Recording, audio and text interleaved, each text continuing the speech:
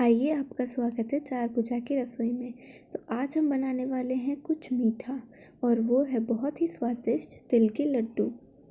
और इनको बनाने में इस्तेमाल होते हैं बहुत ही कम इंग्रेडिएंट। तो आइए जल्दी से शुरू करते हैं। तो तिल के लड्डू बनाने के लिए हमने लिया है 1 किलो सफ़ेद तिल और साथ ही 1 किलो गुड़। अब हम इस गुड़ को इस तरह से एक पॉलीथिन में रखकर कूट लेंगे ताकि इसके छोटे छोटे टुकड़े हो जाए। इससे इन्हें घुलने में आसानी होगी। तिल के लड्डू बनाने से पहले हम लगभग 4 से 5 मिनट तक इन तिल को भून लेंगे ताकि अगर इनमें कोई भी नमी बाकी हो तो वो चली जाए। साथ ही सिके हुए तिल का स्वाद कच्चे तिल से काफ़ी ज़्यादा अच्छा होता है। अब हम तिल को इस प्रकार से चलाते हुए 4 से 5 मिनट तक भून लेंगे। आपको इस बात का ध्यान रखना है कि आप इन तिल को ऐसे ही ना छोड़ दें, इसे इस प्रकार चलाते रहें वरना यह तिल जल जाएंगे।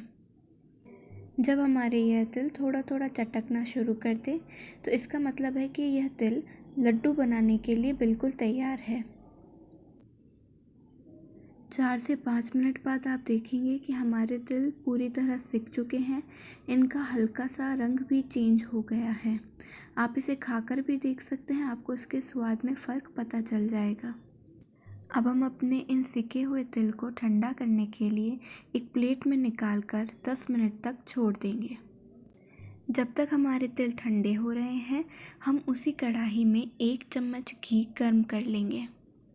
हम इस रेसिपी में घी इसलिए ऐड कर रहे हैं क्योंकि घी डालने से हमारा गुड़ इस कढ़ाई के बिल्कुल भी नहीं चिपकेगा और लड्डू बनाने के बाद आपको इसे साफ़ करने में कोई भी तकलीफ़ नहीं होगी।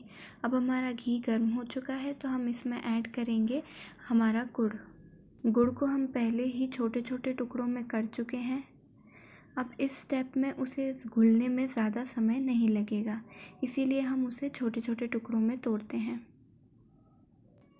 अब हम इस गुड़ की चाशनी तैयार करने के लिए इसमें लगभग 3 छोटी चम्मच पानी ऐड करेंगे।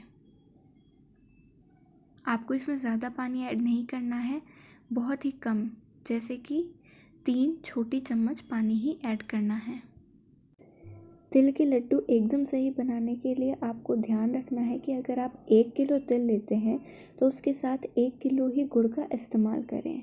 अगर आप 2 से 3 किलो तिल लेते हैं तो उतना ही गुड़ उसमें डालें।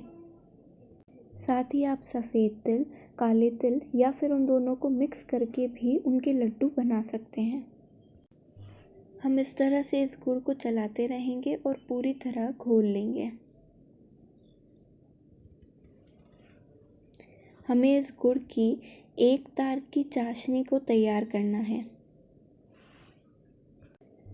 अगर हमारी यह चाशनी एकदम सही बनकर तैयार नहीं होती है तो हमारे लड्डू भी सही नहीं बनेंगे। जैसे कि अगर यह गुड़ कच्चा रह जाता है तो यह लड्डू बनते नहीं हैं, और अगर यह गुड़ ज़्यादा सिक जाएगा तो हमारे लड्डू खाने में कड़क बनेंगे।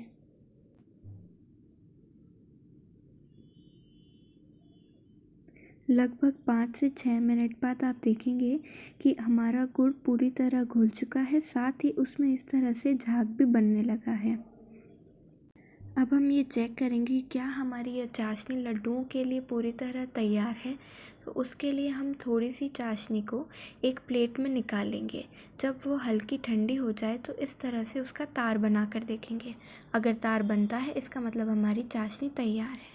तो अब हम इस चाशनी में ऐड करेंगे हमारे सिके हुए तिल। आप इस तरह से थोड़े थोड़े करके तिल डालें और साथ ही में उसे मिलाते रहें।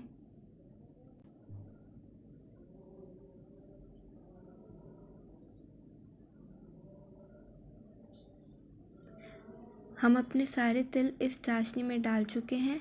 अब हम इन्हें अच्छे से मिक्स कर लेंगे और उसके बाद हम तैयार करेंगे इनके लड्डू।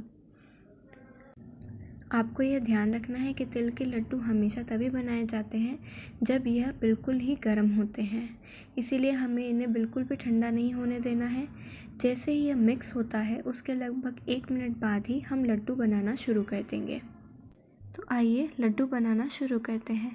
जैसा कि आप जानते हैं कि तिल के गर्म होते हुए ही हमें इनके लड्डू बनाने हैं, इसलिए सबसे पहले हम अपने हाथ पर इस तरह से ठंडा पानी लगा लेंगे और फिर हम इसके किनारे से थोड़ा सा तिल लेकर अपनी अंगुलियों की सहायता से इस प्रकार से लड्डू बनाकर तैयार कर लेंगे।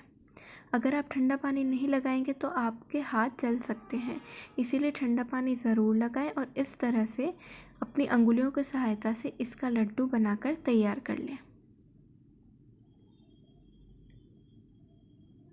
आप जब दूसरा लड्डू बनाएं तो वापस अपना हाथ इसी तरह से पानी में डाल लें और इसी प्रकार से आप सारे लड्डू बनाकर तैयार कर लें। आपको हर बार अपने हाथ पर ठंडा पानी लगाना है, आप इस बात का ध्यान रखें। और लीजिए तैयार है हमारे बहुत ही स्वादिष्ट तिल के लड्डू। तो एक बार इसे ज़रूर खाएं और इसके स्वाद का आनंद लें। धन्यवाद।